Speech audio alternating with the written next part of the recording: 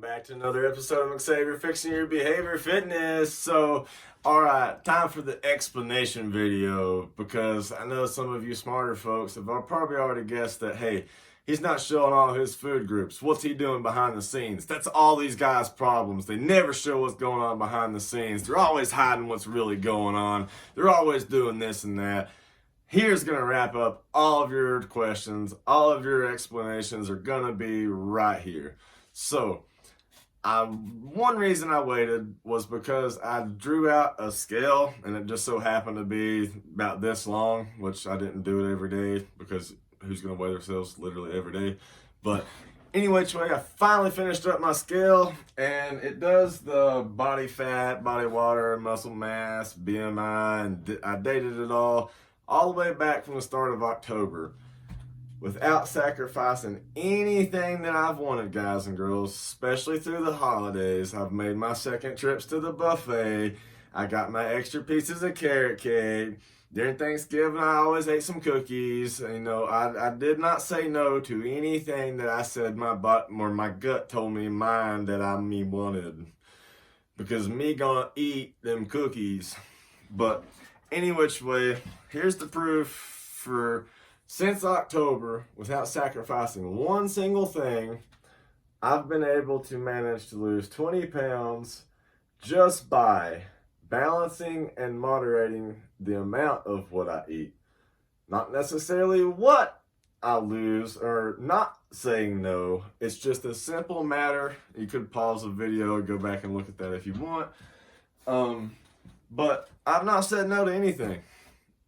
Just by simply, hey, don't eat that much of that and that and that and that. If I want this big of a piece of cookie cake, or like those big pieces of triple layer carrot cake you've already saw on this channel, I ate all of that.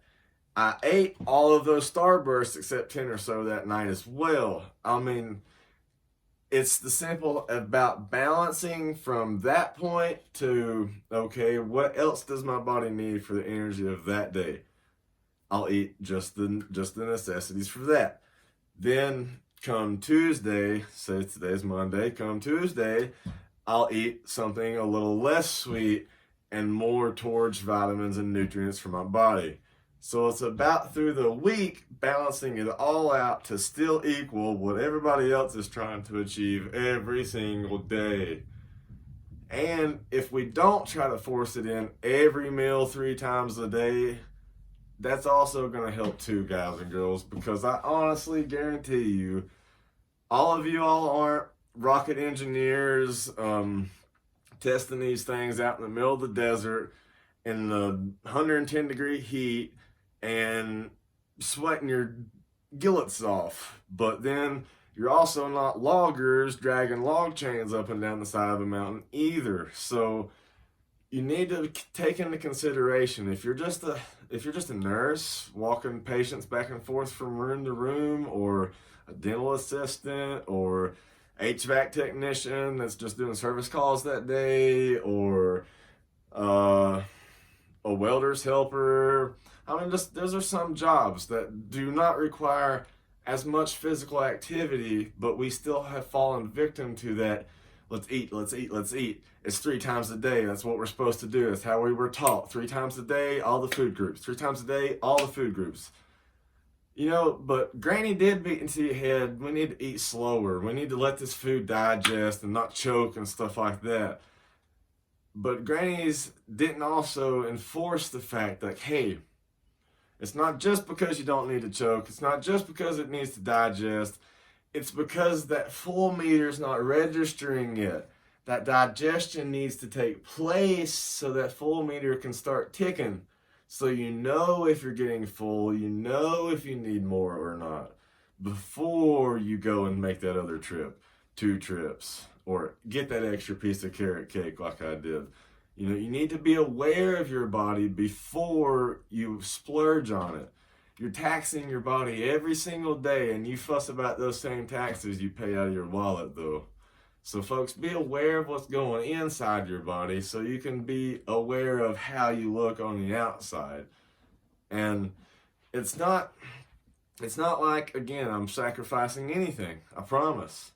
I'm eating whatever I want, but it's balancing. Through the week, I still achieve the same amount of things that you all do. But, so for instance, I don't work out a whole lot.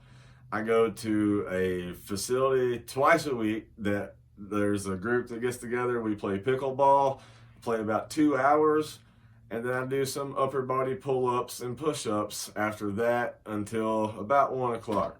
Altogether, it's about 2 hours, 2.5 hours that I get some physical, actually not like, oh, I'm at work activity or, oh, I'm with the dogs at the house activity. This is out of the way for the physique exercise is 2 hours, 2.5 hours of pickleball, pull-ups, and push-ups type stuff. I'm not able to do a whole bunch because one, I don't have the time, and I'm just not able to. So it's not like I'm trying to do all this fancy stuff. It's literally just I've slacked off how much because I've realized my body doesn't need all of that.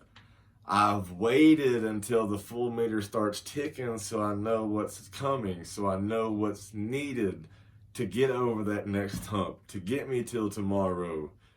You need to be aware of your body, folks, and that's kind of what my fitness journey and plan to you is about.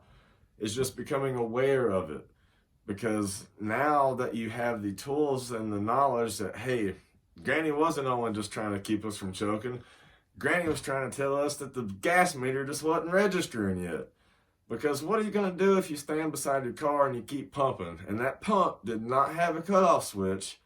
You would never know how much was in that car until you walked to the inside, turned the key on, and that full hand started going up and up. You would never know. Same thing with your body, guys and girls, is you never know until you sit back and think for a second and say, hey, let's let that ignition kick on a second. Let's let everything start registering and lights turn on and see where we're at. Then let's pull off and go. You can't go anywhere until you know, can you? So guys and girls, let's become aware of our bodies and let's stop the problems that the food industry is pushing off on us, because they don't inform us of these issues.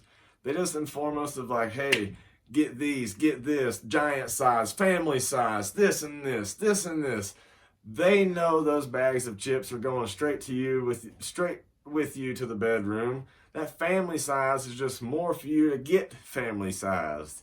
That extra giant size is just extra for you to get giant sized. It's about being smart. Granted, some of our families are growing more and more nowadays. People are having more kids again. We're going to turn into another baby boomers, I bet. But that's a whole different point.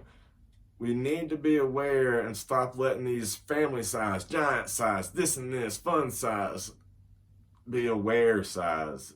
We need to be aware size.